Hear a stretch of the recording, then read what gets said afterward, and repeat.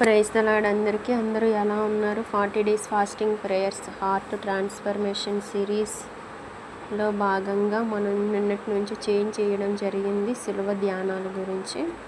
నిన్న గెత్సెమనే తోటలో యేసు ప్రభు పడిన బాధతో నిండిన ప్రార్థన చేశారు. ఈరోజు డే 30లోకి వచ్చాము. థీమ్ వచ్చేసి ఒంటరితనం, లోన్లీనెస్ ఆఫ్ జీసస్. వాక్యం మత్తయి 26:40.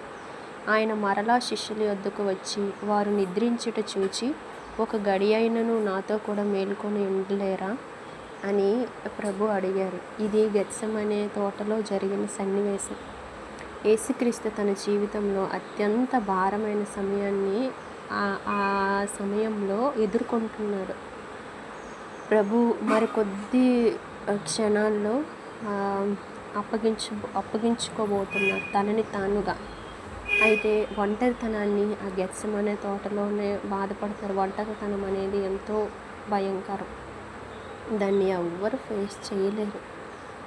యేసు ప్రభుకి ఆయన దేవుడు కదా, ఆయనకి మన ఫీలింగ్స్ ఏం తెలియదులే, ఆయనకి ఒంటరితనం ఏంటో తెలియదు, బాధ ఏంటో తెలియదు, వేదన ఏంటో తెలియదు అని అంటాం. కానీ ఆయన కూడా అటువంటి సిచ్యువేషన్లు గుండానే వెళ్ళారు కాబట్టి ఆ తండ్రికి అన్నీ తెలుసు. ఆయన హృదయం బాధతో నిండిపోయింది. ఆయన చెమట రక్తంలా పడింది. ఆయన ప్రార్థనలో తండ్రిని వేడుకుంటున్నాడు. అలాంటి సమయంలో ఆయనకు దగ్గరగా ఉండాల్సిన శిష్యులు ఏం చేస్తున్నారు అంటే నిద్రపోతున్నారు. ఒంటరితనం యొక్క నిజమైన అర్థం ఏంటో తెలుసా? యేసు ప్రభు అనుభవించిన ఒంటరితనం చాలా లోతైనది. శత్రువులు దూరంగా ఉన్నప్పుడు కాదు, తన వాళ్ళు దగ్గరగా ఉన్నప్పటికీ ఆయనను అర్థం చేసుకోలేదు. అందుకే యేసు అన్నారు, మీరు నాతో కూడా ఒక్క గడి అయినను మేల్కొని ఉండలేకపోయారా అని. ఇది ఒక ప్రశ్న కాదు, ఇది ఒక బాధతో నిండిన హృదయపు కేక.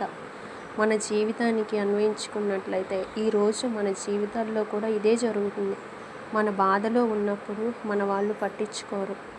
మనం మాట్లాడాలనుకుంటే వాళ్ళు బిజీ అంటారు. మనం అర్థం కావాలనుకుంటే ఎవ్వరు వినరు. అప్పుడు మనం కూడా వేసేలా ఫీల్ అవుతుంది, ఎవరు నన్ను అర్థం చేసుకోవటం లేదు అని. కానీ నిజానికి దేవాతి దేవుడికే ఒంటరితనం తప్పలేదు. యేసయ్య ఈ ఒంటరితనాన్ని ఎందుకు అనుభవించాల్సి వచ్చింది అంటే, నువ్వు ఇలాంటి పరిస్థితుల్లో ఉన్నప్పుడు ఆయన నీ బాధను పూర్తిగా అర్థం చేసుకోవటానికి. మనుషులు ఫెయిల్ అయిన దేవుడు ఎప్పుడు ఫెయిల్ కాడు అని చూపించడానికి ఒక ముఖ్యమైన పిలుపు. ఈరోజు ఈ వాక్యం మనకు ఒక ఛాలెంజ్ కూడా ఇస్తుంది. మనం కూడా ఎప్పుడైనా దేవునితో ఒక గంటైనా గడపలేకపోతున్నామా? ప్రార్థనలో నిద్రపోతున్నామా? దేవుని సన్నిధిని నిర్లక్ష్యం చేస్తున్నామా? యేసయ్య ఈరోజు మనందరినీ అడుగుతున్నాడు, నాతో కొంతసేపైనా ఉండలేవా అని. కాబట్టి మనల్ని మనమే స్వపరీక్ష చేసుకున్నట్లయితే నిజంగా యేసయ్యకి నీ 24 గంటల్లో ఒక గంట అయినా నువ్వు దేవునికి ఇస్తున్నావా?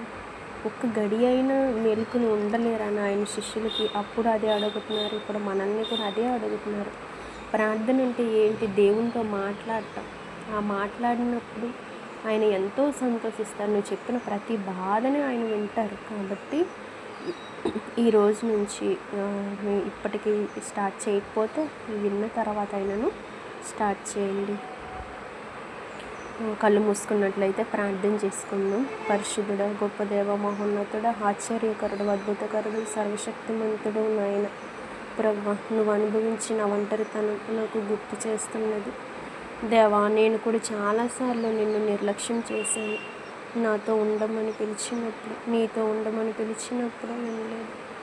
ఇప్పటి నుంచి నేను నీ సన్నిధిలో మేల్కొని ఉండే హృదయం నాకు దయచే ప్రభా. నా ఒంటరితనంలో నీవే నా తోడుగా ఉండము నా తండ్రి.